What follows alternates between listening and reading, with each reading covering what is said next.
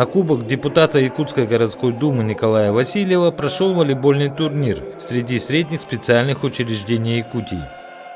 Я как депутат по Алексеевскому округу номер 6 Якутской городской думы всегда работаю со своими студентами, которые находятся в моем микрорайоне.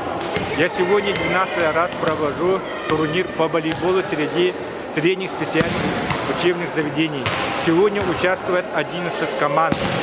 Хотелось бы поблагодарить организаторам турнира, это Якутский сельскохозяйственный техникум во главе тренера Олега Серафимовича.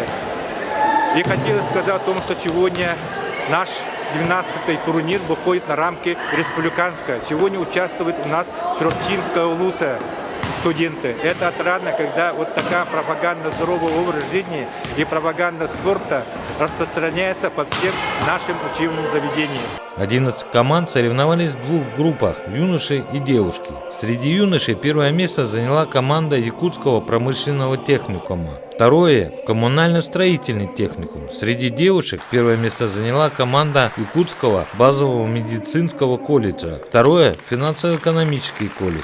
Лучшими игроками признаны Айсен Эверстов, Якутский сельскохозяйственный техникум, и Алина Савинова, Якутско финансово-экономический колледж.